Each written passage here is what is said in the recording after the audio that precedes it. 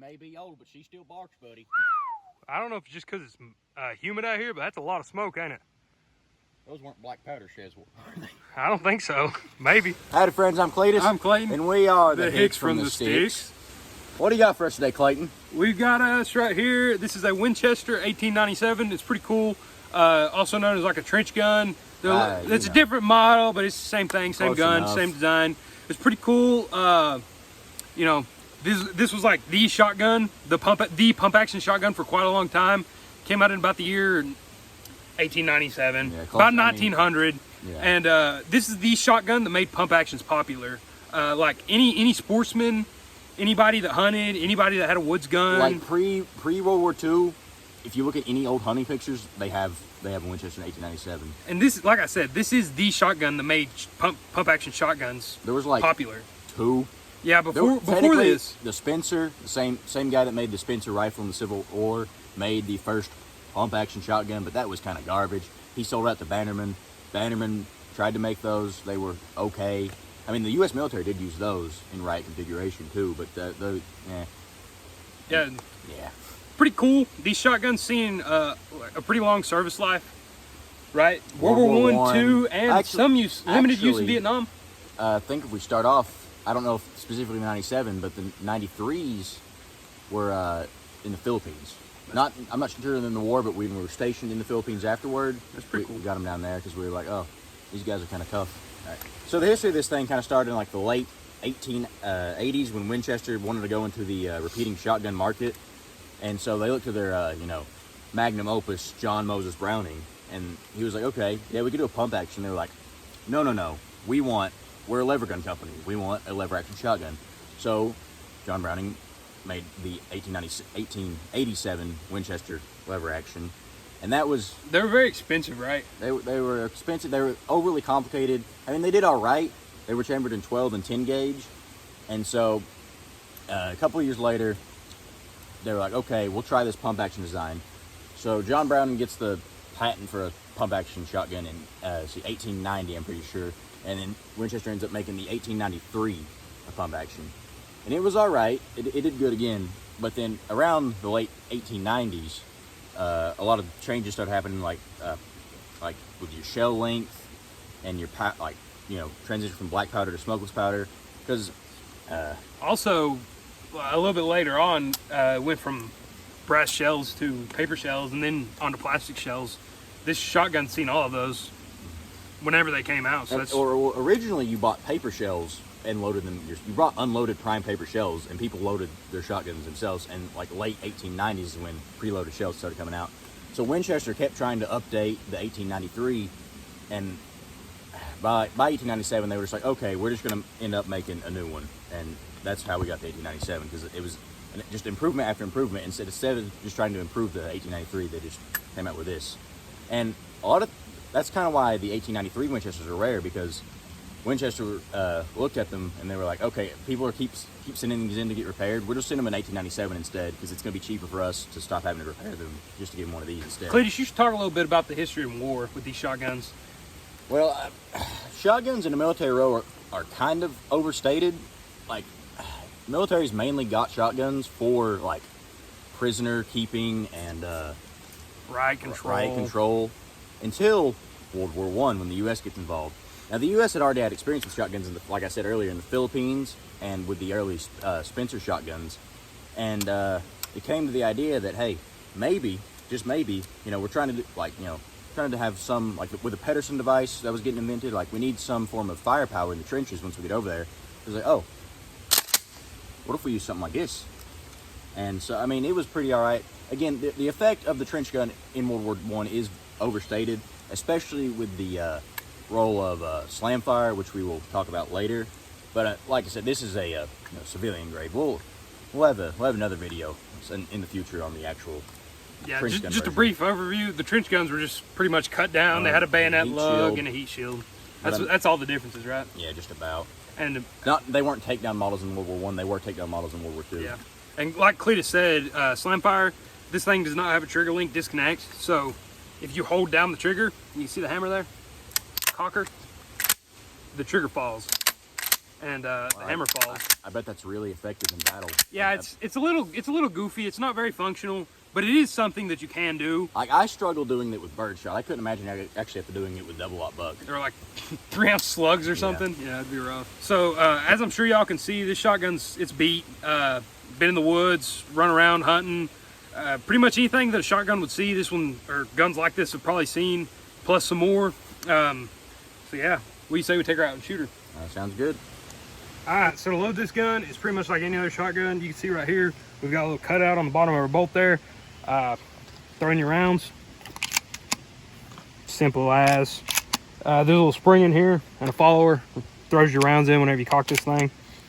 Cletus was showing me a second ago something that's pretty cool.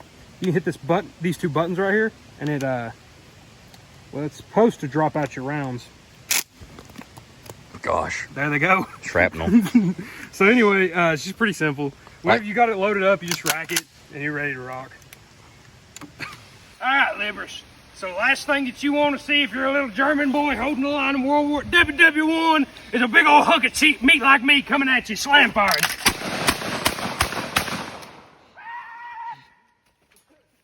I missed my kick. Got him. All right, now y'all saw Big Hoss's attempt at Slamfire. He might have been running a little quick. I'm gonna try to walk into it and see what we can't do. We've got 4 accurate shots over.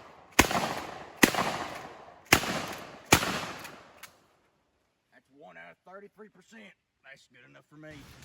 All right, now I'm gonna show y'all. It is just a little bit easier to go ahead and just, shoulder it and actually. Might as well. All right, now like we were saying earlier, this one's mainly in like a sporting configuration. I mean, these things have been used to kill, rabbits, squirrels, hogs, bears, just about anything. We're gonna be shooting these old clays right now, and what do you say we do best out of 5? Best out of 5 is good to me. All right. All right. Pull.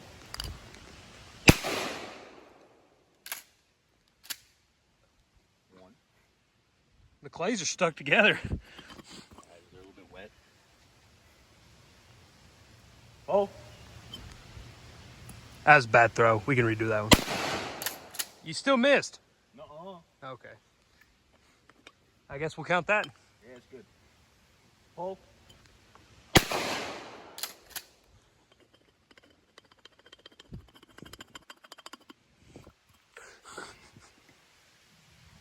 Pull. Why didn't you shoot? Forgot. Okay. All right. Pull. 3? 2. You missed 2. You hit 4. I'll give you 3. I'll give you 3. I'm still only giving you 3. All right, now I got 3. Some might say 4, but let's see what we can do here. I'm about to get all 5. Watch this. Cool. Off to a good start.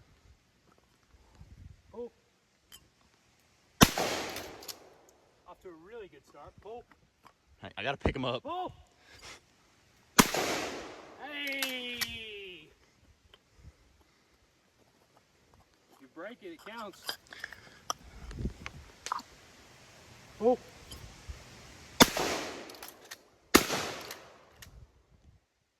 Pull. I think I hit about all 5 of those, just like I called it. What can I say? I'm just the best. I think the humidity, the sun was in my eyes, and I'm wet, and it's hot, and I wore this hat because I was scared of the rain, but it's the mosquitoes. It's not raining, so it's just the right amount of moisture to where like it's it glints off the dew. Yeah, it's like I got yeah, water yeah. Go ahead and give me droplets, that.